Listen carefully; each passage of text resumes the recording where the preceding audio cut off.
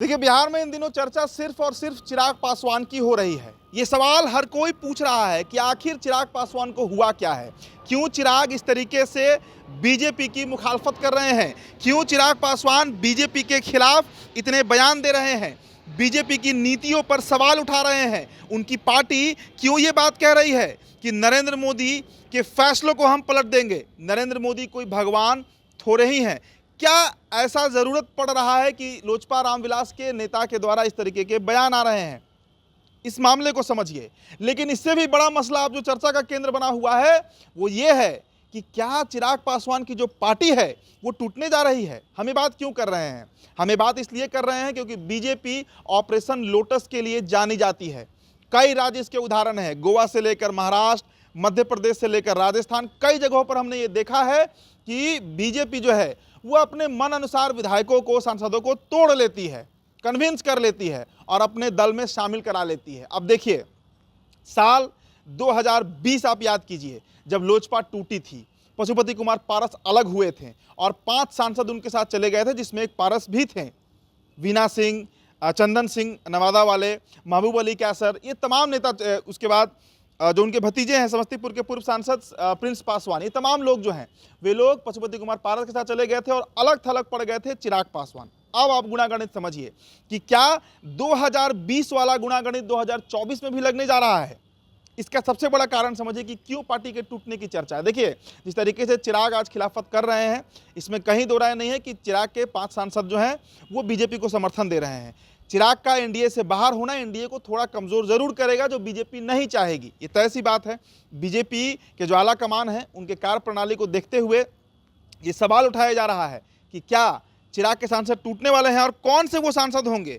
क्या वो समस्तीपुर की सांभवी चौधरी होंगी, खगड़िया के राजेश वर्मा होंगे, कौन होंगे वो लोग? या जमुई के अरुण भारती, जो कि चिराग पासवान के बहनोई भी हैं, वो होंगे? तो इस तरीके से, या वीना सिंह जो है पूर्व में भी जा चुकी हैं पारस के साथ, तो फिर एक बार बीजेपी के साथ जाने में क्या दिक्कत है? अब देखिए, लोजपा के कुछ लोग हैं, कुछ नेता हैं जो इस बात को कह रहे हैं कि चिराग ने अपने कार्यकर्ताओं को टिकट नहीं दिया, चिराग ने इंपोर्ट करके नेताओं को बुलाया और उनको टिकट दिया। क्या वीना सिंह की क्रेडिबिलिटी चिराग नहीं जानते थे?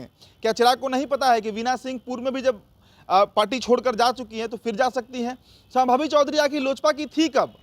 क्यों नहीं किसी पासवान को उठाकर टिकट दिया गया? अगर किसी कार्यकर्ता को टिकट दिया गया होता तो शायद ये नौबत आज बिहार में नहीं आता। भले ही चिराग खिलाफत कर रहे होते, लेकिन पार्टी टूटने का डर नहीं होता। राजेश वर्मा की एंट्री कहां से हो गई? राजेश वर्मा कौन से बड़े नेता थे जिनको चिराग पासवान ने टिकट दिया? उस समय तो कई तरह की चर्चा चल रही थी कि बड़ा लेन देन हुआ है। अब क्या लेन देन हुआ था वो तो बंद कमरे की बात है, या नहीं भी हुआ होगा, हम इस पर नहीं कह सकते हैं। लेकिन ये तय है कि लोजपा के कार्यकर्ता अपेक्षित महसूस उस समय किए थे। बड़ा विद्रोह हो रहा था पार्टी के अंदर। हालांकि चिराग ने उसे मैनेज कर लिया, चुनाव लड़ा, जीत भी गए, मंत्री भी बन गए, लेकिन बावजूद इसके इस बात का डर अब समझ में आ रहा है कि चिराग पासवान जो हैं वो आज इस बात को लेकर जरूर भयभीत होंगे।